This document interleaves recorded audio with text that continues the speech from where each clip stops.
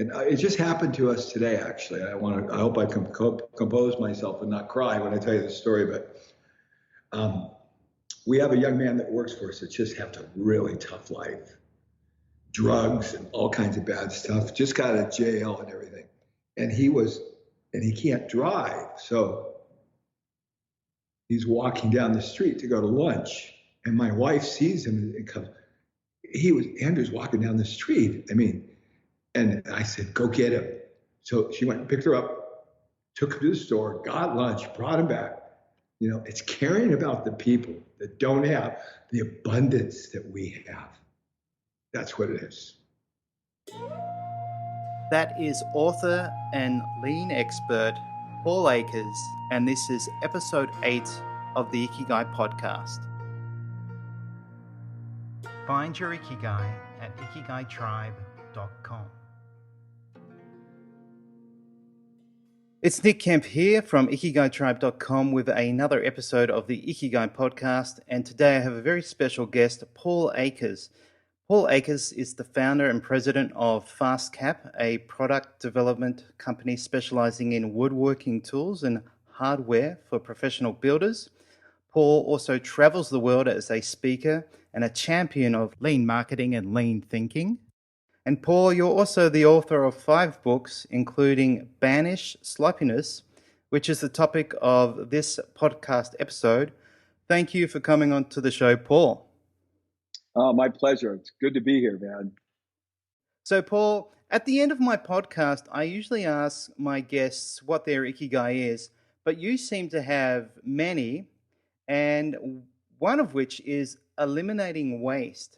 So do you want to share how this desire and pursuit of eliminating waste started? It all started with me being wildly successful. Most people learn about lean manufacturing because they have a burning platform. They're doing something wrong in their company, they're chaos, and they've got to find a solution so they don't burn up and disappear. I was just the opposite. We were doing really well, making a lot of money. We were very well respected, won all the awards. And just through happenstance, we had some Japanese consultants come into our company to kind of take a look at what we were doing. And I asked them if they could help us because I was always a curious guy. I was looking for how to move to the next level. And they made a very interesting comment to me. And basically the comment was, I don't know. You don't know how to manufacture and you don't know what you're doing. So that was a very, very abrupt thing for someone to say to me. And I wasn't necessarily put off by it, but I was like, who are you? I know that I make more money than you. You're just a bunch of bloody consultants. What do you know connects to a business guy who's got a thriving company? So I asked them if they could help me, and they said possibly. And I asked them how much, and they said $10,000 a week. Yeah. And so for a small company back then, that was almost 20 years ago, that was a lot of money, and that wasn't really something I wanted to do, but there's something inside of me knew that they knew something that I didn't know. So I ended up persuading my wife. I hired them. They came in and they took processes that I had set up as a manufacturing expert, because this was my expertise. And they took my processes that I was doing for 45 minutes, and in 1 week they took them to 5 minutes. Wow. And so when somebody does something that dramatic, it kind of just slaps you upside the head, and you kind of go, well, maybe I don't know what I'm doing. And so they began to show me and explain to me basically the 8 wastes, and that there was all this waste in all these things I was doing, all this non-value add activity.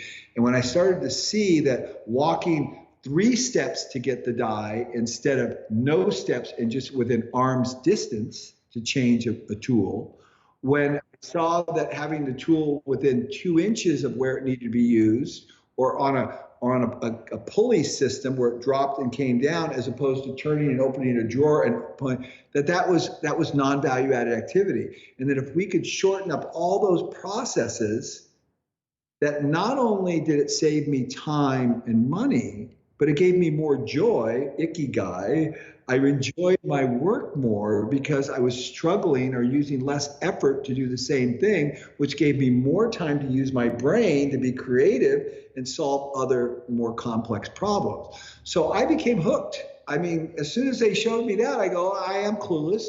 And I've been on this journey for 20 years. And every time I turn around, there's 30 things in front of me in any given day that are being improved because of the amount of waste. Now, imagine someone who's done millions of improvements. My company has done millions of improvements. And every day, just before I came in here to do this podcast, we were doing some forklift work. We were aligning the forklift and we put it on the shrink wrapper, putting in targets. And so we didn't even have to slow up to put the forklifts in. We just drove it right in. It's like a guidance system. I mean, we're constantly improving everything. That's how I got started. So I guess that $10,000 a week investment was well worth it. It was worth millions, but more importantly, it was worth the joy and satisfaction that have been put on literally hundreds of thousands of people around the world who are doing 2-second lean today, if not millions, because there are tens of thousands of companies worldwide that are doing it. It's in 14 languages, the original book. Banish Sloppiness, the book you read, is in 4 languages already. It just launched 2 months ago. It's in 4 languages already. So the thousands and thousands of people that have been impacted by this new way of thinking, that's the real payoff, not the money. I see. So let's talk about how when did you first go to Japan to learn about the Toyota production system and lean manufacturing? It was approximately in 2000 when I first went over there. It was about 3 months, my memory's not the best, I'm 59, but it was about 3 months after the Japanese had walked into my plant and done some changes that were so dramatic. They told me, hey, they lead tours in Japan, and would I like to go? Well, I immediately said, sign me up, get me on the plane right now. And I was on the ground. And when I went into Lexus, because that was one of the first places we went in Kyushu, Japan, and when I went to Toyota and Lexus, and I saw the way they operated compared to the way I operated, it was as though I was on a different planet. And I was no slouch. See, I had won Business of the Year. I've won Executive of the Year in Seattle. I've won all these great awards. I was no slouch. But the contrast between what they did and what I did was so huge, it made me look like a slob. As you mentioned, that's been a journey for you, and this, I guess we'll touch on Kaizen later, but it's been this ongoing journey of improving not only your own business, but obviously the way you think and how you apply this continual improvement to all aspects of your life. And that obviously led you to write books. And so you wrote 2-Second Lean. Was that in 2015? Oh, a lot, I think longer than that. I think it was like 2002, 2012 or something like that. I don't even know. Isn't that terrible? I don't even know. It's all been just a whirlwind. And I didn't write the book necessarily to write a book. I wrote the book because it allowed me to get all my thinking down on paper so that I could make sure I really understood what it was that I was thinking about. I have this impression that you also love to share what you learn, especially about your experiences in Japan. Well, it's my passion to help other people.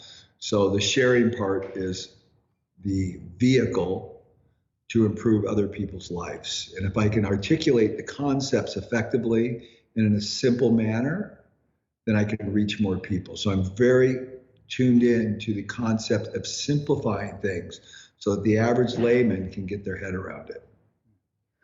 Well, I think you do that, Paul, and that's why I liked your book, Banish Sloppiness. And I purchased the audio version, and I really appreciate it when the author takes the time to also narrate it, which is what you do. And your enthusiasm is really infectious. And in the introduction, you describe your book as a walk through a Japanese garden of good thinking. Right. So let's talk about both good thinking, and I guess we need to start with, how do I say this in the kindest way, but if we talk about sloppiness, and we're probably talking about people in the West, you describe them, and I guess I agree that we're fat, dumb, and happy. Oh yeah, absolutely.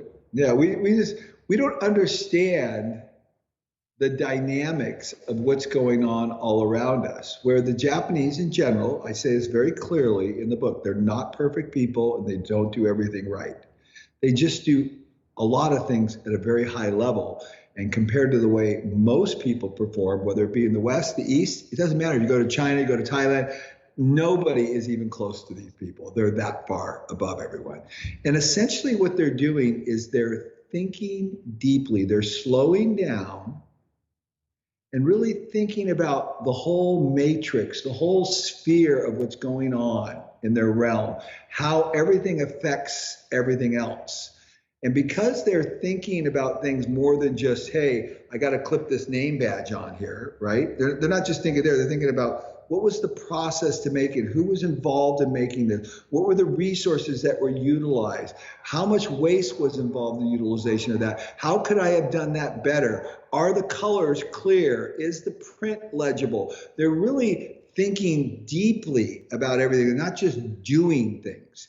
And it's that deep thinking that has just completely launched my whole persona into a whole nother realm. Yeah, I agree. They think beyond themselves. I've had similar experiences in Japan where I've just been fortunate enough to, I guess, be in the moment to realize, wow, they do things so differently here, and that they really embrace the idea Right. of looking after the customer, even in the smallest situations or smallest things that I guess here in Australia and maybe in the States we just wouldn't even consider. Right. If we talk about banishing sloppiness, you used to have 3 steps, and one is to realize it. The next is to banish it, and then to fall in love with precision. The most important part, the third point, yeah. So in Japan, you had several satori moments, I guess we'd call them, where you had these instances of deep understanding and clarity. One of which is when you realized that so much of the Japanese culture and service industry is about precision. Do you want to share that moment? What you mean in the convenience store? Yes. Is that there? Yeah. That was just that. I could still transport myself back there in just a heartbeat. So it was a Saturday afternoon. I was leading Japan study missions. I had my day off, and it was a sunny, warm afternoon in Nagoya. And I was walking down the street. And one of the things I love about Japan is there's a convenience store on every corner, a 7-Eleven that's brightly well lit, or a Family Mart, or there's all kinds of different models, if you will, of that, but they're all the same, and they're all well lit, super clean. They have fresh fruits, fresh vegetables in there, and a little 7-Eleven, so you can get healthy food and everything. And in this particular store that I went into, I walked in and there was a line of about 4 or 5 people, and I looked down on the floor and there was a clear line on where you were supposed to stand. There were 2 lines in each of the aisles you could queue up. And then everybody stood there in a very precise way. Nobody was pushing or shoving. There was a line where you stay, where you step, where you stay, so people can walk into the store and walk past the cashier. You don't clog it up. Everybody politely stood there. And then when it was my turn to walk up, the cashier gestured with their hand to grab the item so they could ring it up, but a very polite, open hand like this, not just grab, it wasn't just like grab the thing and throw it on the counter or anything. It was just very calm, very precise gesture. Took the item, and actually, if I recall, it was like this, like here, let me have your items, very carefully take them, put them down, scan them, and then the hand gesture to put my credit card in a very precise tray, and then gesture again, thank you, arigato, and then grab the card very precisely, put it in the machine, and then carefully with 2 hands, politely put the card back in the tray. And then I picked the tray up and I'm going, what the hell have I just experienced? This is like the craziest thing in the whole world. And I'm walking down the street and I go, am I living in a fairy tale land? And the part I didn't tell you about the story was I had to go to the bathroom. So before I got in line, got the items, I went into the bathroom, and the bathroom had a bidet toilet seat. There was no paper on the floor. The mirror was clean. Everything was beautiful. It didn't smell. It was perfect. And then I got in line, and there are 30 people in the store, right? If in any other country, your country or my country, that would have been like, holy, I don't even want to go in there. I think when I take friends over to Japan, I get the pleasure of reliving those moments, because they are like you. They are astounded at the service in a convenience store, how clean things are. Or I was in a car with my friend, with my wife's family. The brother was driving, and we got to this intersection, very small streets, and there was a car to the left of us, and they both stopped and I think my brother gestured, and this guy politely bowed and slowly drove off. Now, that took about 30 long I seconds, know. but it was such a calm, well thought out, you go ahead. Whereas my country, you'd have people swearing and saying, "Come on, move!" Like they'd be A angry. fight. Yeah, so it is astounding how these encounters with people, there's politeness, there's respect, there's precision, and a sense of calm, and it is refreshing when I go back to Japan, and I feel in many ways a lot more comfortable over there than here. Oh, when I land in Japan, the pressure I just go. The drops, yeah. Going back to, you describe perhaps in the West we have sloppiness. In Japan, it's precise. Our attitude to work is casual. Over there, it's serious. And in terms of products and service, if it's good enough, it's good enough. But over there, it's all about quality and improvement. So the little things matter in Japan, and that's almost a contradiction to the West, where we have this ambition to be big and to have big goals, and we love to talk about it and beat our chests. Exactly. Japan is unique in that the Japanese aren't boastful. They really do focus on the little things, and they know that they matter.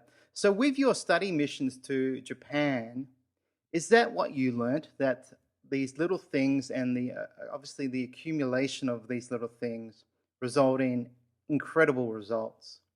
Yes, I learned emphatically that the whole world has their eyes there, and the Japanese have their eyes here. Focused. Yeah, the Japanese are looking at the process that they're doing right here, and they're saying, how can I fix that? How can I improve it? The whole world is saying, quarterly earnings. How are we going to make sure we get a 10% quarterly earnings? And the Japanese are accomplishing all that because they're focusing on the process. We're focusing on the outcome. Oh, you mentioned your experience with learning about big eyes, big ears, and small mouths. Do you want to talk about that? Yeah, it's beautiful. So my favorite story, just to illustrate it for your listeners, is I got up in the morning, I put on my socks. They looked like they were both the right color socks. And I walk into this Japanese factory that was making all these precision equipment. And when I go into the office, I have to take off my shoes and put on slippers. And the gal who's leading me on the tour looks down at my feet and says, Paul-san, why are you wearing two different color socks? And I'm going, they're not two different color socks. One was black, one was blue. They were a minuscule shade off. I could not tell. I could barely tell, right? I had to really stare at the tail. But she noticed. And this is the Japanese culture. They notice the tiny details. Yeah. And their eyes are tiny. Physically, their eyes are smaller than ours, right? They haven't got these big, huge, round Western eyes. They have these little tiny eyes, but they see things that we don't see. And they hear things, the subtleties. They're using the five senses because this is part of their Eastern culture. Taste, hearing, smell, touch, they seeing. They're using all those senses. They're all very, very important. For us, we're like, yeah, I think I saw something. Yeah. I thought I heard something. Yeah. Yeah, they are very attuned to what's going on. And I think we've both had the pleasure of talking to Ken Moggy. And he talked about the importance of harmony and how Japanese realize that whenever you voice an opinion or express something, whether it's right or wrong, it's still impacting other people. I think this idea of big eyes, big ears, and small mouth is, unless we really need to say something, perhaps sometimes we consider, do we really need to say it? Can we just instead listen and observe rather than saying what we want? Like you, I've learned so many things from Japan, and I know in your book you talk about several people, and you often ask them what they like about Japan. And I can't remember who gave you this answer, but the answer was how Japanese people are conscientious, Oh and yeah, I'll never forget. Yeah. that really describes them. And I also think they work with earnest. Yeah, so he told me three things. It was at Toyota, and that's where it all happened. And it was a Canadian guy that spoke to us after we had taken a tour. And I'd walked up and I said, "So, what are your favorite things about Japan, and what are your favorite three things about Toyota?" And he said, they're one and the same." And he said, first of all, the Japanese people are so conscientious. And when he said that, he goes, it's not just that they're conscientious about their work. They're conscientious about knowing what's happening all over the world. What are the current standards in their world, and what are the standards abroad? So they're thinking about the whole thing, and then how can they rise up to become equal to the current standard. But what the Japanese have done really is they've created the standard. So most people spend their whole time climbing a mountain, trying to get to a target. The Japanese have created the target that the rest of us are climbing to. That's the key. So the first thing is they're so conscientious. The next thing is omotenashi. They have a real sense of the customer. The customer is everything to them. And you feel that, is when you get off the plane and they're bowing as the plane's leaving, or they're bowing as the ground crew is bowing at you. It's absolutely incredible. And the third one, all of a sudden, it's just escaping me just for a second, unless you know it off the top of your head. But they're number one, they're innovation. They're innovation, yes. Yeah. So it's a new product, he says to me. He says, it's a new product. And they even though they're bound by the traditions, so it's an Eastern culture. It's thousands and thousands of years here. Their culture was extracted from the Chinese culture, a culture that is 5,000 years old. And they've got all these traditions and the way they do things. And you'd think those would just completely suffocate them, put them in a straitjacket. They couldn't even move because the culture says to do this. But yet they're always looking for new ways to do things. It's a new product. It's innovation. So they are supported by the culture, and the culture gives them the ability to respect people and resources, to think of their fellow man at a higher level than just someone who's inconveniently in their way on the road or in the subway, right? So that's the tradition part. But at the same time, they're saying, well, how can I improve that? So that tradition doesn't keep them as lockstep soldiers. It makes them, for whatever reason, say, what's next? It's a very interesting place. It is fascinating, and I've always thought you could live 100 lives in Japan and really only scratch the surface of what the culture offers. Yeah, so I still have those moments, and so I think this leads to what you call the big twins of this deep respect for people and deep respect for resources. So as a business owner, and you're dealing with natural resources, and you're selling product, and you need to obviously have a long-term approach to your business. What have you learned from these big twins in terms of, especially for resources in your business? Well, the number one thing I've learned from it is I'm the luckiest guy in the world. I don't understand how I was born in this time and age where all this is available to me. Everything's available to me, from the fact the sewers work, the plumbing works, the roads work. I've got weather forecasts. I've got beautiful table around me. I've got wonderful people. The resources that have been given to me that I'm the steward of are so profound, it's almost hard to get my head around it. And so out of a deep sense of gratitude, this is what I've learned in Japan, out of a deep sense of gratitude, I'm going to be very careful with the way I handle those resources, whether it be the people that work with me in their personal development, or the resources that I have to be steward over, whether it be the way I take care of my bathrooms, my kitchen, my office, everything. Let me give you one more answer, Nick, that will even be even better for your listeners, just so they really get their head around what I'm talking about. The other day, I went into a sewing store because I had to get a little buckle. I was making a new invention, and I needed this little buckle. And when I got in there, I had to go to the bathroom. So I said to the gal, "Is there a bathroom?" She said, "Yeah, there's a bathroom over there." So I went over to the bathroom, and I'm not in Japan. I'm in the United States. And what do you think that bathroom was like? Probably one you wouldn't want to go into. Yeah, it wasn't very nice, right? There was paper all over the floor. It was the spots all over the mirror, everything, right? So I could have went in there and said, "Damn America, people don't know how to take care of nothing. This is a pigsty. If I was in Japan, it wouldn't look like this." Yep. That's what I could have said, but that's not what I did. You know what I did? I thought to myself, I have to go to the bathroom.